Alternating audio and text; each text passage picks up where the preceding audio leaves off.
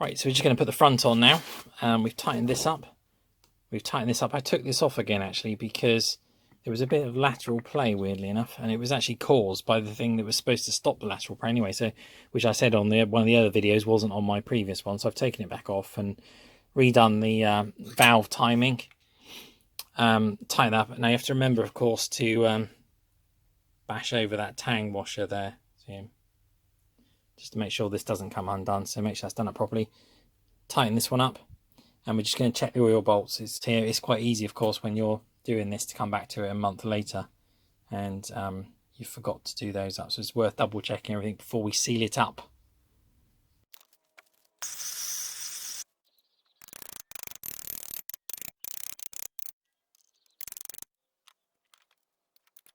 So notice, it seems a bit hot at the moment, but notice down in there, I think you can just see it. There we go. There's an oil hole. So make sure that's cleaned out as well before we put this together. Right, next up we need to insert this basic air valve. Interesting thing this, in case you're wondering what it does. It rotates with the camshaft and it lets the back pressure from the sump, or the back of the piston, basically out through this air vent, hence the two holes. So when you're doing this, I fill this up with oil. There we go. Tip a load of oil in there and rub it around the sides, just to make sure it's nice and smooth. Because this runs on aluminium, so you really have to make sure you've got a nice oily film in there before you start the engine. And then, of course, we've got the spring, which goes in there. He says just flex it out. There we go. And that bit then will line on there. Right, let's get a gasket on there.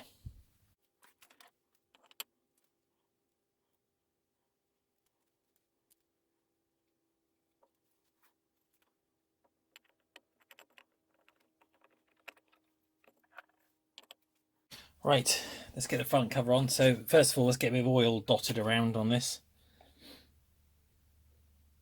Got a bit of gearbox oil here. I'm just going to spread out, keep that there out of the way.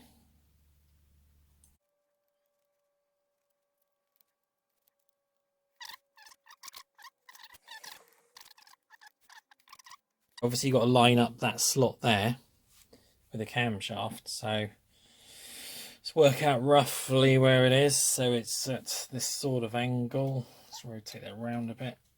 It's going to be about there. Should do it. Let's clear the decks a bit because it's getting a bit of a mess. Oil around the inside of that as well. Right, so that's that on. Let's make sure the spring is on. I'm going to slide that on. I can just see down in there that the that little spring air vent is not quite lined up. So I'll rotate it around a bit. Should help. There you go. Bit of a wobble. Hopefully it will seat in there. Starting to look like an engine now, eh? Thank God.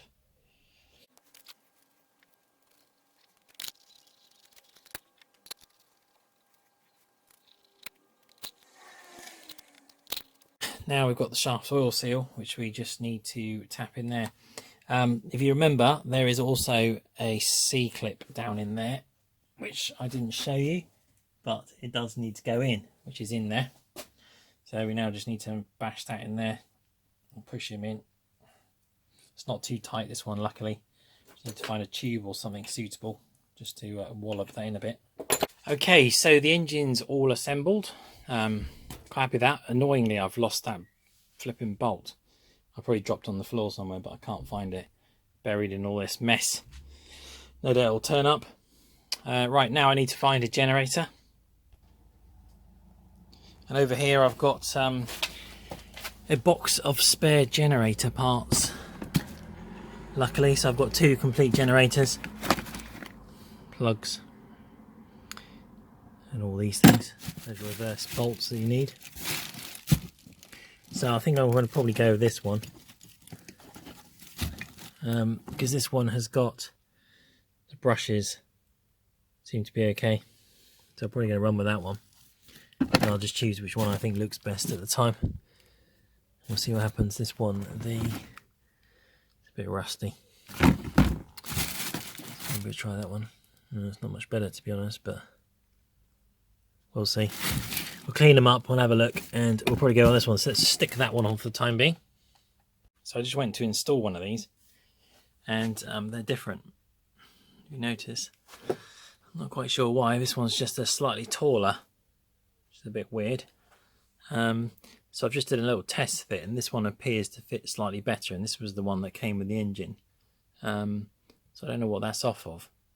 It could fit the other generator, I'm not sure, but it could be off of a different Zundapp. Anyway, so we'll go for this one for the time being. Right, it can be a little tricky getting this thing in, because we've got a double threaded bolt, a left and a right hand. But the easiest way to do this is to drop it in here first and just nip it. Get to the point where it just catches the thread, wherever that is. And the problem is, if you don't do it this way, you'll end up with 9 turns on one side and 10 on the other when you're going in there, because obviously half the thread goes in there and half in here. And then make a mark on here where the wood rough is, which is there, and then line it up roughly, then wind it up with a screwdriver.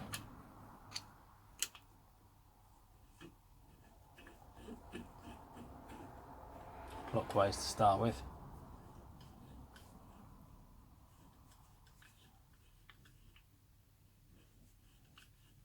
If you've got the woodwork lined up properly, it should go straight on.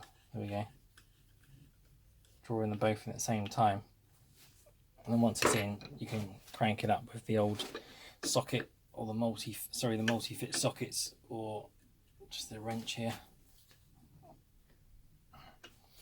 Now my one on the other bike kept coming undone, which is a bit annoying. So in the end I put some Loctite on it. Right, that's that. Next up is the generator, which can go on. I'm not quite sure, I might not put this on just yet though, because of the weight. I might wait until it's in the bike. I might change the capacitor down in there. The brushes, you can see I've unclipped, so the springs are off them at the moment to enable me to slot it on. And that's about all we need to do for the moment. The capacitor is quite easy to change, and that will literally just slot in there like that. But like I said, I might take that off for the moment anyway, and come back to it once we're in the bike and we're setting up to actually run it. Unlike the last one, which I lifted on my own some years ago, I think I might give this a miss. So I'm not going to actually add any more weight to it at the moment. I was going to stick the heads on and all that kind of thing, but I think in this case I'm going to let's go look at the gearbox, and then once all that's done, we'll get it sat, get the frame painted, get it sat in the frame, bolted in, and we'll use the frame as a test piece to run the engine in. I think that's what we're going to do. I'm going to lift this away in storage and go find the gearbox. Okay, so the gearbox at last. Right, let's have a look at this thing then. It looks like an all original gearbox actually, so it doesn't look like it's been molested in any way. This looks a little bit bent and welded, but we'll worry about that as and when it's on the bike. This comes off quite easily, so as you'll see in a bit, we're going to have a problem with that. Okay, so let's have a look around this side. For those of you who are not familiar with the operation of this, so we've got 2 oil holes, one there and one there, where the oil can go backwards and forwards. I think from memory this is the return. One of them splashes out oil and the other one tries to scoop it back in a bit to circulate it. And obviously this is for the wet clutch system, so oil will transfer from the main gearbox here as it's splashing around out through these ports into the clutch housing and keep it wet and cool. And then in the bottom of the clutch housing, if you remember, there's on the bottom of the flywheel, you'll see there's another nut there, or a screw, and you're supposed to drain the oil out, I think about every 1,000 kilometers, and either chuck it or put it back in, I guess. You throw it away probably in case there was particles in it, and through here is where the clutch push rod comes in through this shaft here, and there's a pressure bearing in there, and we're obviously going to go for a dry clutch, so we're going to have to seal this off. So I'm going to take this plate off, have a look inside the gearbox. What we're looking for in there is obviously the usual things: excessively worn teeth. This is of course a chain driven gearbox, so we've got 8 chains in there arranged in 4 pairs of 2 double chains. And we're going to look in there, which really is just interesting, like I said, in worn gears, cogs rather, and any bits of metal that might be floating around, and excessive slack in the chains. If it looks okay, my advice to you is just don't bugger about with it for the sake of it. So the first thing we're going to do is take this off of here, and we'll have a look in that side as well, just general inspection really.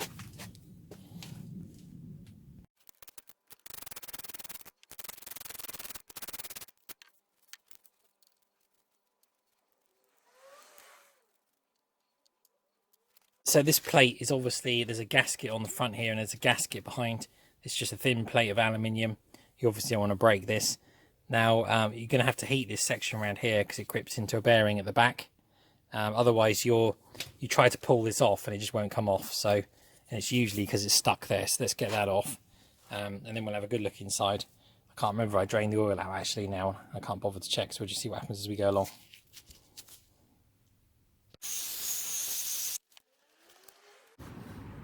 Should just slide off. Have a quick gander inside. There we go. Look, you can see the bearing housings. So it all looks in pretty good shape so far. And then we get our first butchers inside to see what's in there, which is always good. All kinds of gasket. I don't know what that is. So let's peel that off out of the way so you can see properly. So down here we've got a load of congealed oil, as you can see. And I've just been thinking about these chains, and I'm going to have to try and get some new ones, I think. I don't know if you can see very well under there, but they're obviously slacker because this is out of its holding, but even when I pull that straight, it's still pretty sloppy. So looks like we're probably going to have to take the whole thing apart, look for some new chains. So I'm going to take the rest of it apart anyway, and see where anything else is broken, and just generally inspect it.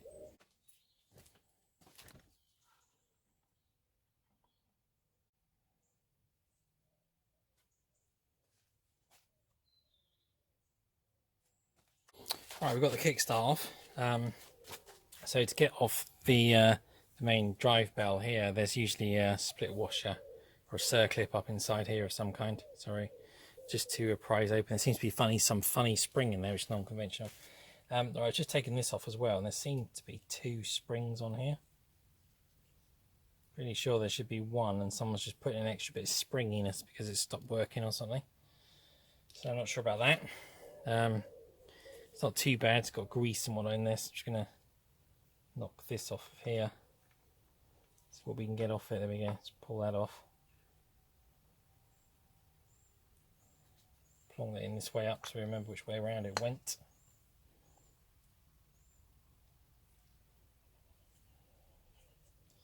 Really inspect all the teeth on that. They're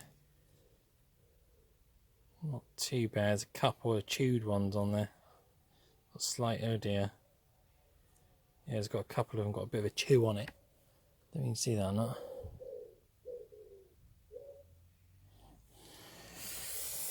So we'll have to look for that bit.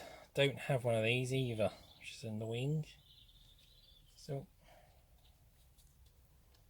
add that to our bit of parts. A funny looking thing in there, which I don't remember either. Some sort of funny spacer.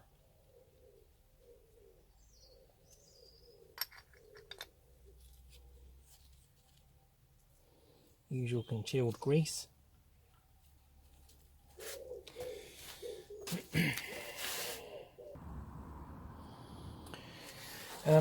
So I have a problem getting the gear lever off at the moment because I can't get that stud out, but or the cottle pin type thing over here.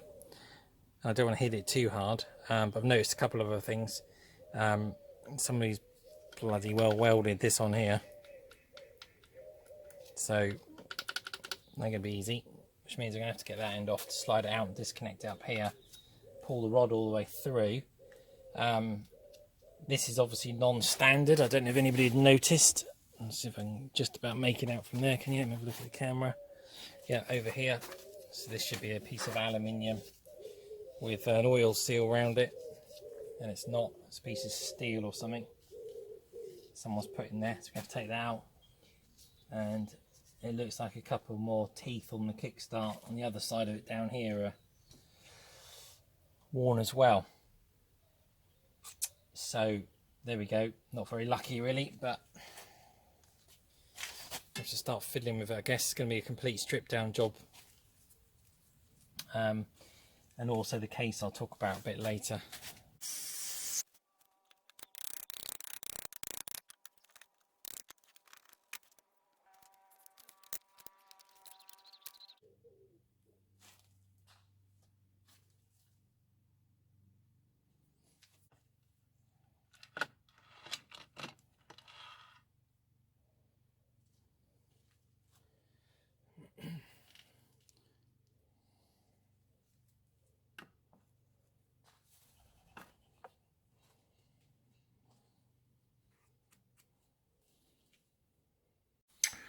Okay, so I've brought the chains and the gearbox internals inside to have a look at, and let's start down here.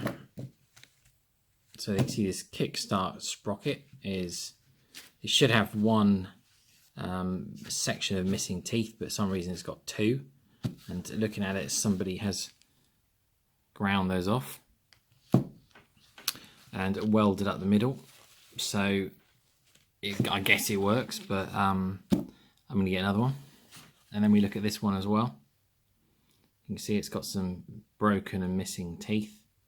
Again, that could be repaired if we really had to, but you can get these for about 50 quid. So I'm going to get another one. I think they're about 60 quid each, something like those. Let's have a look at the chains over here. First of all, we can see we've got a Russian bearing, so somebody's had a jab at this once in the past. So just looking at this then, we took this out of course because the chains were elongated. Now they don't, for those that are wondering, actually it's probably, most people say the chains have stretched, but stretching chains doesn't really happen. It's really elongation, and the elongation is due to the wear on the rollers. So what actually happens, if we look at the rollers tucked in here, they actually become slightly smaller on their OD by about 0.1 roughly, which is what these are. I've measured them down in there, and these are about 5 mil exactly, and they should be about 5.08. So they're losing about 0.1 mil per roller. And if we add all those up as you go around, of course, it has the effect of making the chain appear looser and longer, and therefore slack. And if we add up that 0.1 times it by the number of teeth around both sides, it's about 4 mil it comes to, which then gives you the slack on there of about 4 mil, which is just enough to where it just hits the case and wears inside, which I'll show you later. All right, so I've checked those, I've measured up that, and I've worked out the pitch for the chains, and it appears that they are an ASA 35-2 type chain, what it would seem, which is like an American standard of basically a 3/8 chain with a roughly about 5.08 mil roller, and a 4.68 gap on them. So anyway, I'm going to go off now and order some parts from somewhere, and then on the next video we'll put this thing back together.